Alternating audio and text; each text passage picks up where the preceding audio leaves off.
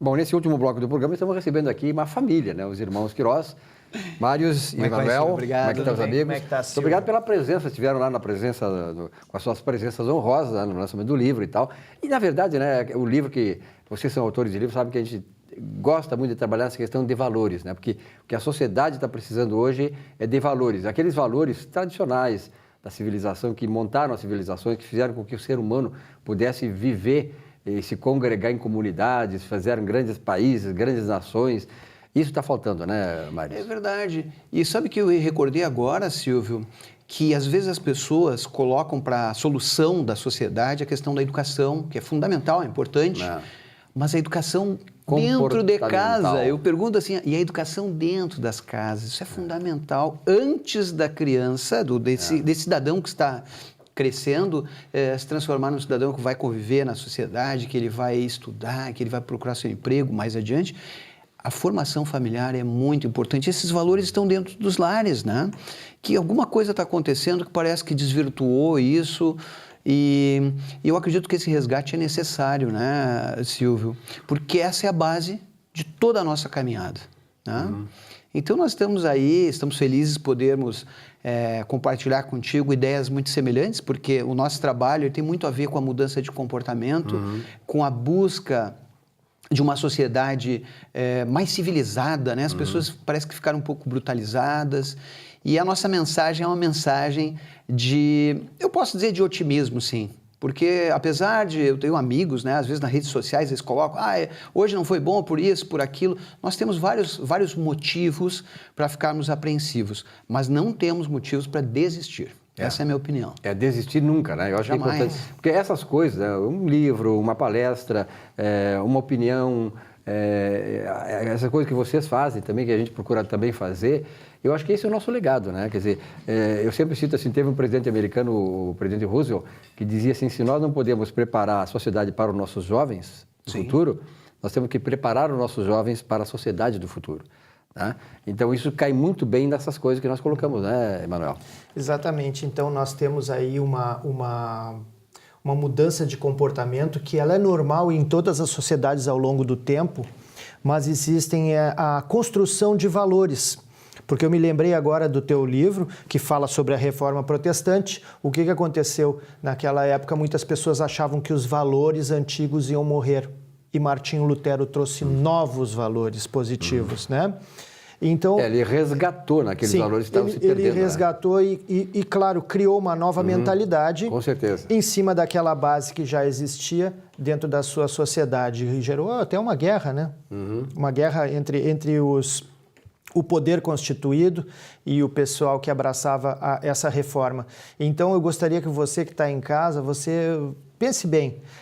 O livro ainda é um instrumento muito grande de transformação da nossa sociedade, de criação de valores e de conhecimento.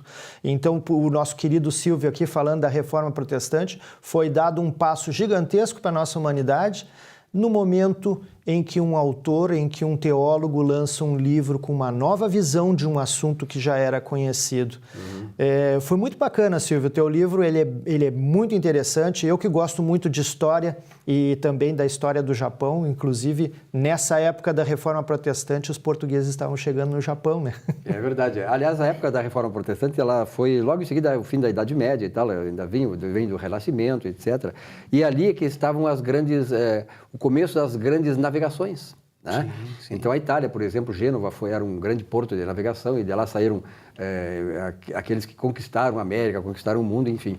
E a civilização, uma coisa interessante que eu até acabei falando lá na palestra, muito assim, é que, por exemplo, o que é uma civilização? A civilização, por exemplo, é tida a civilização como um agregado humano, né, dentro de uma certa região, com leis e instituições que garantem a paz entre os homens, entre aquela comunidade. Isso é tido como uma civilização. As grandes civilizações do mundo foram, em primeiro lugar, a egípcia, depois e o Egito. Por que o Egito foi a grande civilização? Porque o Egito, como nós sabemos, era uma dádiva do Nilo. Né? O Nilo tem 2 enchentes por ano. Quando ele enchia, ele tornava aquelas terras inférteis em terras férteis. A outra civilização é a mesopotâmica, que fica lá entre o rio Tigres e o Eufrates. Sempre tem água, né? Para que uma civilização desenvolva. Vida, né? Vida. Depois a civilização hebraica, que tem até hoje a civilização hebraica muito desenvolvida, mas a civilização, ela se transforma, ela se aprimora, ela se molda através de valores, e isso é importante.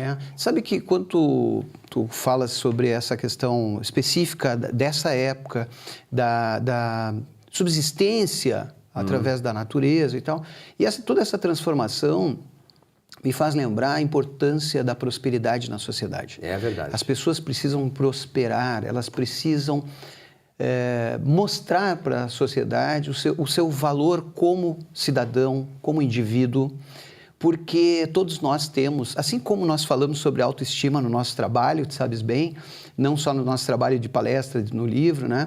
Nós temos dentro de nós, muitas vezes, Silvio, e você, telespectador, muitas vezes tem alguma coisa adormecida, fantástica dentro da gente, principalmente a autoestima. Ali, né? E às vezes ele está ali só esperando, né? Ou às vezes esperando muito tempo, que deixa uma angústia na pessoa, mas eu tenho certeza que todo cidadão tem uma grande contribuição para dar para esse país, tá? que nós admiramos, e falamos agora há pouco, antes de começarmos a gravação, nós temos fé no Brasil.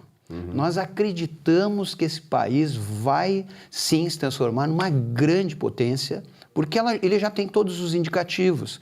Mas nós certamente falávamos sobre reformas, né? Algumas reformas importantes têm que acontecer, mas elas começam dentro da casa da gente, viu? É verdade. Por exemplo, assim, Aristóteles e Montesquieu, eles diziam assim, como é que se floresce uma civilização? Como é que ela se consolida? Aristóteles tinha a teoria climática. Ele dizia assim que uma civilização ela só pode prosperar entre temperaturas entre 4 e 18 graus. Sim. Aí depois isso aí foi mais ou menos processado por um Huntington, que foi um grande escritor e tal, um grande historiador, e mais tarde surgiu aquela teoria, que é essa questão que me incomoda, assim, né?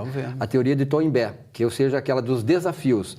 Uma civilização ela pode crescer, progredir, prosperar pelo desafio que o homem sente na natureza. Por exemplo, o Japão, Israel, que não tem nada. O Japão não tem não tem condições férteis e é o país mais desenvolvido do mundo hoje, depois dos Estados Unidos. Grandes outros, porque se faz através da mentalidade da pessoa. Não é só a questão climática, geográfica, não. A questão é da mentalidade. E hoje eu vejo que as grandes civilizações, elas que prosperam e se mantêm, aquelas que têm mentalidade de prosperar. Porque, afinal de contas, e veja o Brasil tem todas as riquezas, todas as condições climáticas, geográficas e tal, para progredir e prosperar. E, no entanto, o que falta? A mentalidade. Exatamente. Tu citasse o Japão, né? O Japão são 70% do território é montanhoso. Imagina. 30% são planícies, né? Onde pode se plantar, onde pode se colocar indústrias e grandes metrópoles, né? E cidades, né? Assentamentos humanos, vamos dizer, né? E eles têm uma educação muito forte, mas também tem uma coisa, Silvio, nós como cidadãos, qual o norte que nós queremos? Qual é o nosso exemplo de vida? Qual é o valor que nós vamos passar para os nossos filhos, para os nossos netos, para a nossa família? Então, lá eles têm um senso muito grande de crescimento social. De crescimento social que eu digo, construção de um país forte. E deixar uma herança. Deixando uma herança. Alguns processos, eles são continuados. Eu me lembro que isso é um ponto de vista muito particular de cada um, né? Eu me lembro que a minha ex-esposa, que era filha de japonês, ela tinha uma coisa para dizer para o meu filho quando ele vinha dizer: mas o fulano está fazendo lá. Ela dizia: lá é lá, aqui é aqui. Bom, as regras dessa casa são assim, né? Eu quero convidar você para vir outra vez aqui para nós conversar só sobre esses assuntos aí, né? Claro, porque eu acho importante. Nós estamos chegando no final do programa. Muito obrigado pela presença. Nós te agradecemos, obrigado. Sempre agradecido, um grande abraço. Silvio, muito obrigado. Uma vinhetinha, já voltamos para finalizar o programa desta semana.